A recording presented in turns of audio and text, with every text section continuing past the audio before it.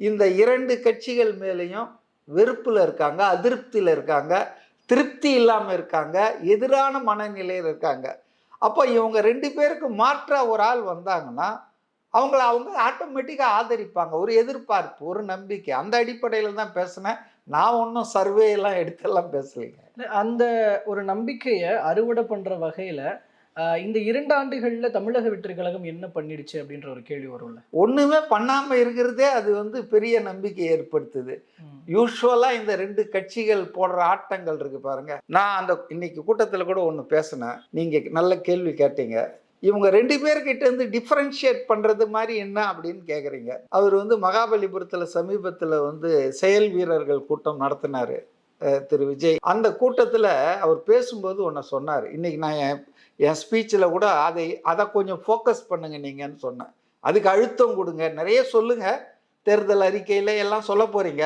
ஆனா இத ஒரு மெயின் ஃபோக்கல் பாயிண்ட் ஆக்குங்க உங்க கேம்பெயின்லன்னு சொன்னேன். அது என்னன்னு சொன்னா, லஞ்சம், ஊழல் இல்லாத நிர்வாகம், தூய்மையான ஆட்சி, தூய்மையான அரசு. ம். தூய்மை சக்தின்னு அவர் சொல்லிட்டு இருக்காரு. அது உண்மைதான். ஏன்னா அது ஒண்ணும் கரைபடைஞ்ச கட்சி கிடையாது. சிம்பிள் ஃபேக்ட், அது ஆட்சியில இருந்தது இல்ல, அதிகாரத்துல இருந்தது இல்ல, தேர்தல்ல போட்டியிட்டது இல்ல. அப்ப அது ஒரு தூய சக்தி. அப்ப அந்த தூய சக்தி, தீய சக்தின்னு சொல்றீங்க, ஊழல் சக்தின்றீங்க இல்லையா? இந்த 2 சக்திகளுக்கும் நீங்கள் எப்படி மாறுபட்டவர்கள்? இது தராத ஒரு விஷயத்தை நீங்க 60 வருஷத்துல என்ன தரப்போறீங்கன்னு சொன்னா, இதுதான் பெஸ்ட் லஞ்ச ஊழலற்ற ஆட்சி நிர்வாகம். ம். மக்களுக்கு மிகப்பெரிய நிவாரணமா இருக்கும். ஏன்னா இன்னைக்கு லஞ்ச ஊழல் தான் தலைவிரிச்சு ஆடுது. இன்னைக்கு அந்த கூட்டத்திலேயே ஒரு மேடம் பேசினாங்க தமிழ்ல, அந்த அரங்கத்துல. அவங்க என்ன சொன்னாங்கன்னா, ஷாக்கிங்லி செக்கிழுத்த செம்மல் வஉசி இருக்கார, கப்பலோட்டிய தமிழன். அவருடைய புக்குங்களெல்லாம் ராயல்ட்டிக்கு விட்டு அரசாங்கம் அதுக்கான பணத்தை கொடுத்துருக்கு.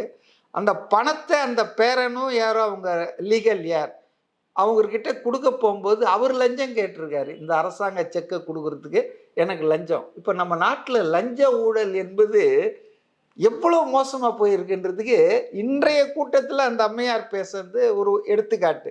அதனால